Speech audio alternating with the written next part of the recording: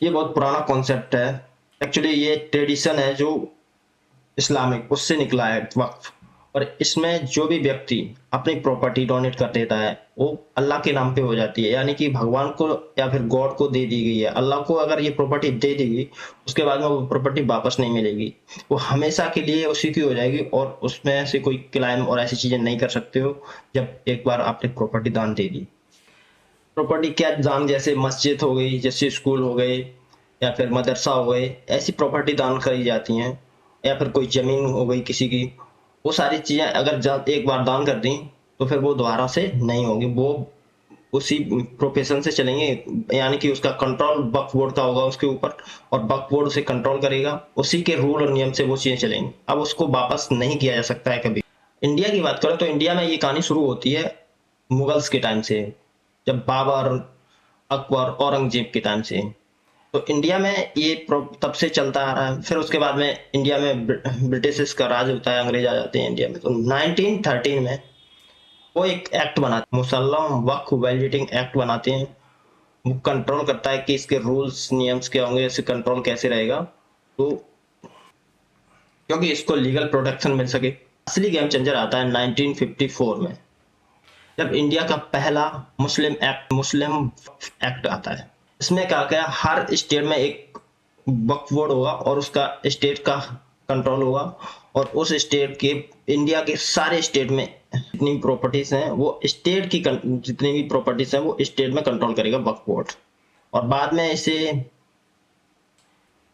अब सारी देख रहेगी, यानी कि प्रॉपर्टी की जो भी जितनी भी प्रॉपर्टी स्टेट में है वो अब वक्फ बोर्ड करेगा। वक्फ बोर्ड करेगा तो लेकिन इसमें हुआ क्या, इसका रिजल्ट क्या आया? वही करप्शन और सेल्फ इंटरेस्ट और पॉलिटिक्स, थोड़ा ड्रामा और थोड़ा करप्शन, वही चलता रहा लास्ट तक। अब आगे हुआ क्या, टाइम जैसे जैसे टाइम बढ़ता गया प्रॉपर्टी भी बढ़ती गई। सच्चर कमेटी रिपोर्ट में बताया गया कि जो प्रॉपर्टी है वो 6.4 लाख प्रॉपर्टीज हो चुकी है वक्फ बोर्ड की, जिसकी वैल्यू 6,000 करोड़ बताई गई उस टाइम, और जबकि इनकम सिर्फ थी 163 करोड़। लेकिन छोड़ो, जो भी हुआ उसके आगे देखते हैं। अब 2025 में ये बढ़कर 8.7 लाख प्रॉपर्टीज हो चुकी हैं। 9.4 लाख एकड़ जमीन है इनके पास, जो कि इंडियन रेलवे और इंडियन जो हमारे फोर्स है उसके बाद तीसरा लैंड होल्डर वक्फ बोर्ड है। जो वक्फ बोर्ड में काम करने वाले होते हैं या फिर जो मैनेज करने वाले लोग होते हैं उन्हें कहते हैं मुतावली, यानी केयर टेकर्स। उनके हिसाब से इसमें काम करना चाहिए, यानी कि इनकी जो प्रॉपर्टीज है उसके हिसाब से वहां से इनकम है जो भी चैरिटी वगैरह में जानी चाहिए, लोगों के वेलफेयर के लिए जानी चाहिए। लेकिन यहाँ तो कुछ और ही चल रहा था। या फिर तो जमीन को सस्ते पे रेंट पे दे दिया गया, या फिर इसकी प्रॉपर्टी को सेल्फ अपने काम के लिए यूज किया गया। 2014 की रिपोर्ट के अनुसार 50% वक्त प्रॉपर्टी का पता ही नहीं है कहाँ गायब हो गई, यानी कि उसकी कोई स्टेटस ही नहीं है। 7% पे इंक्रोचमेंट, 2% पे लिटिगेशन, और बाकी की पता ही नहीं है प्रॉपर्टी कहाँ है। उत्तर प्रदेश, वेस्ट बंगाल, पंजाब, हर जगह वक्त के नाम पे गेम चल रहा है। गरीब मुस्लिम के लिए कुछ नहीं। अब आता है 2025 का अमेंडमेंट बिल। 2025 में 2024 8 अगस्त को इसे इंट्रोड्यूस किया जाता है राज्यसभा में, और 2025 में यानी 3 अप्रैल 2025 को में इसे लोकसभा में भी पास कर दिया जाता है। अब हम चलते हैं थोड़े एक पॉइंट टू पॉइंट। नंबर 1, इसने वक्फ एक्ट 1995 को रीनेम किया है। अब इसका नाम है unified Waqf management empowerment efficiency amendment act. इतना बड़ा नाम तो उम्मीद इसका शॉर्ट फॉर्म है, बट इसका नाम इतना बड़ा है जैसे कि बहुत बड़ा एनजीओ है। लेकिन है ये एक खास रिलीजन के लिए। नंबर 2, अब वक्फ बनाने के लिए रूल है कि सिर्फ वही बंदा वक्फ डिक्लेयर कर सकता है जो 5 साल से प्रैक्टिस मुस्लिम हो और प्रॉपर्टी का मालिक हो। वक्फ बाई यूजर का कॉन्सेप्ट खत्म हो चुका है इसमें। मतलब जो प्रॉपर्टी पहले से मस्जिद या कब्रिस्तान के लिए यूज होती थी बिना पेपर के, अब उसको प्रूफ चाहिए। नंबर 3, सेंट्रल वक्फ काउंसिल और स्टेट वक्फ बोर्ड में अब नॉन मुस्लिम भी होंगे। प्रॉब्लम ये है कि जब वक्फ बोर्ड में नॉन मुस्लिम होंगे तो मंदिर ट्रस्ट में मुस्लिम क्यों नहीं है? तो यार नॉन मुस्लिम क्यों नहीं है? सेकुलर का ओवरडोज लगता है ये तो। और नंबर 4, सर्वे कमिश्नर की जगह अब कलेक्टर वक्फ प्रॉपर्टी का चेक करेगा। अगर सरकारी जमीन वक्फ में दिखती है तो कलेक्टर उसको वक्फ से हटा देगा। अब नंबर 5, ट्रिब्यूनल्स के डिसीजन फाइनल नहीं रहेंगे, अब आप हाई कोर्ट भी जा सकते हैं। अब ये गवर्नमेंट बोलती है कि इसमें ट्रांसपेरेंसी आएगी, मुस्लिम्स का फायदा होगा, गरीब मुस्लिम्स को इससे बहुत लाभ होगा। लेकिन अपोजिशन अभी भी चिल्ला रही है। अपोजिशन कह रही है कि ये तो सिर्फ मुस्लिम के राइट्स छीनने के लिए बनाया गया है। राहुल गांधी कह रहे हैं कि आरएसएस और बीजेपी मुस्लिम्स को, ये राहुल गांधी कह रहे हैं कि ये जो बिल है और ये बीजेपी आरएसएस मिलके ये मुस्लिम्स को बेवकूफ बना रहे हैं, यानी कि इनके हक छीन रहे हैं, इनका मुस्लिम को दबाने का काम कर रही है। असुद्दीन ओवैसी ने तो बिल ही फाड़ दिया, बोला मैं गांधी जी स्टाइल में ये बिल फाड़ रहा हूँ, और उन्होंने बिल फाड़ दिया। वाह। अब आते हैं कंट्रोवर्सी क्यों है इस बिल पे इतनी सारी। एक तरफ गवर्नमेंट बोलती है कि जो करप्शन है उसे रोकना जरूरी है। अमित शाह का कहना है कि ये जो बिल है वो करप्शन को रोकता है, ये कोई इंटरफेरेंस नहीं करता है रिलीजियस में, ये सिर्फ बनाया गया है मैनेजमेंट के लिए, देख रेख के लिए, ना कि ये इंटरफेरेंस करने के लिए।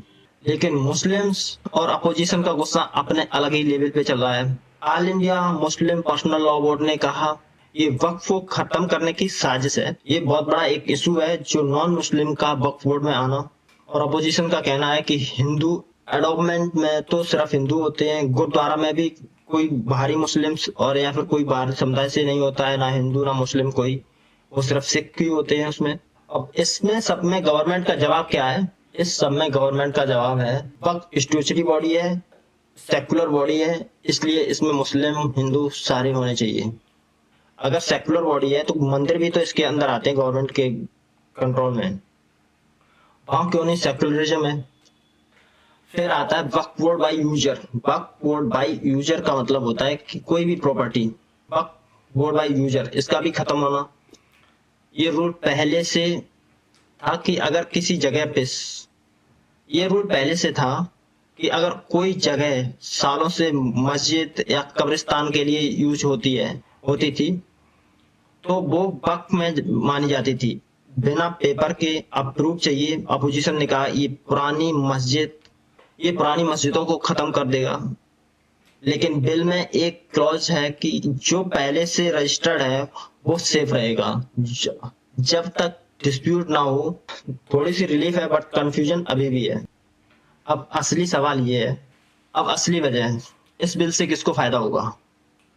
गवर्नमेंट बोलती है कि पसमानदा मुस्लिम्स, जो बैकवर्ड मुस्लिम्स कम्युनिटी है, उनको रिप्रेजेंटेशन मिलेगा वक्फ बोर्ड में।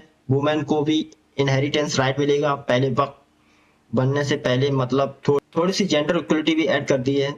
लेकिन क्रिटिक्स का कहना है कि अब पीआर स्टंट है, ये सिर्फ गवर्नमेंट को वक्फ की जमीन पे इंक्रोचमेंट है, बहानेबाजी है, ये सब पीआर स्टंट है। इसमें कोई को फायदा नहीं है, किसी मुस्लिम्स को फायदा नहीं है, और ना ही इस पे लगातार वही इंक्रोचमेंट लिटिगेशंस ये सब हो रहा है। लेकिन किरण रिजिजू ने कहा कि इसमें करोड़ों मुस्लिम्स को फायदा होगा।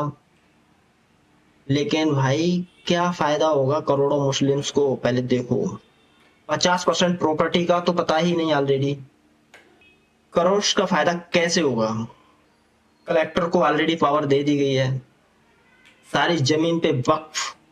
अब जो गवर्नमेंट जमीन थी उस पे तो वक्फ ऑलरेडी, वक्फ जो वक्फ बोर्ड ने क्लाइम किया था जो गवर्नमेंट की जमीन पे, वो तो ऑलरेडी खत्म, क्योंकि गवर्नमेंट के हिसाब से चलेगा तो कलेक्टर उसको जांचेगा, तो कलेक्टर तो गवर्नमेंट के हिसाब से, कानून के हिसाब से देगा। जिसे क्लाइम किया गया था वो जमीन तो चली जाएगी।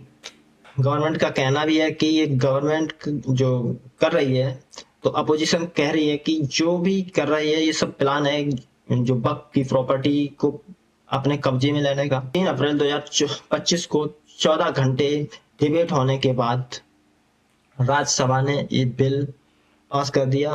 पीएम मोदी ने कहा कि ये वाटरशेड मूवमेंट है, ये एक सोशल इकोनॉमिकल जस्टिस मिलेगा इससे। वाह। लेकिन अपोजिशन अभी भी रो रही है अपने ही हालात में। मुस्लिम ग्रुप्स प्रोटेस्ट कर रहे हैं और सुप्रीम कोर्ट में भी लोग चले गए हैं। कांग्रेस के एमपी मोहम्मद जावेद एंड ओवैसी अलग अलग तरह से चैलेंज कर रहे हैं। क्या वक्फ सचमुच एक ट्रांसपेरेंट बॉडी बन जाएगा आगे?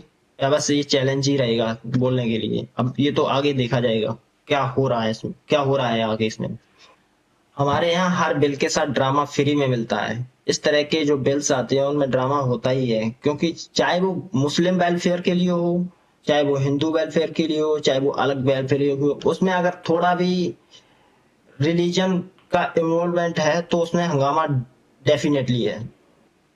अब ये तो आगे पता लगेगा ये एक ब्लॉकबस्टर है या एक फ्लॉप फिल्म है, जो इतना ड्रामा होने के बाद इसे रिलीज किया गया है और इसे पास किया गया है। कहानी तो बड़ी है, चीजें भी बहुत ही टफ हैं, लेकिन अभी इसे पास कर दिया गया है तो आगे इस शायद में ट्रांसपेरेंसी आई। और इसी तरह से मुझे लगता है कि सेक्युलर है तो आप क्या कहते हो कि एक समुदाय के लिए, एक एक रिलीजन के लिए सेक्युलर है, अगर दूसरे धर्म के लिए वो, अगर चाहे सिख धर्म के लिए हो, चाहे हिंदू धर्म के लिए हो, चाहे ईसाई, चाहे मुस्लिम, चाहे किसी भी धर्म के लिए हो, क्या किसी एक धर्म को इंटरफेयर करना और ट्रांसपेरेंसी दिखाना अच्छा है, या फिर ये बिल जो कह रहा है इस सच्चे सही है इसमें, क्योंकि इसमें बहुत सारे करप्शन थे, तो इसके 50% प्रॉपर्टी का तो पता ही नहीं है, तो इसका बहुत बड़ा करप्शन है ये देखा जाए। आप लोगों का क्या कहना है, आप कमेंट में बताइए। और आगे वीडियो देखने के लिए और मैं और अच्छे से वीडियो बनाएंगे। अभी इसमें ये मेरा पहला वीडियो था इस तरह, ये मेरा पहला वीडियो था इस तरह के टॉपिक्स पे। तो अब हमारे वीडियो लगातार आते रहेंगे, और मेरे चैनल को सब्सक्राइब कर लीजिए, और वीडियो अच्छा लगा तो लाइक भी कीजिए, और अपनी राय जरूर बताइए क्या आप सोच रहे हैं इस बिल के बारे में। Thank you.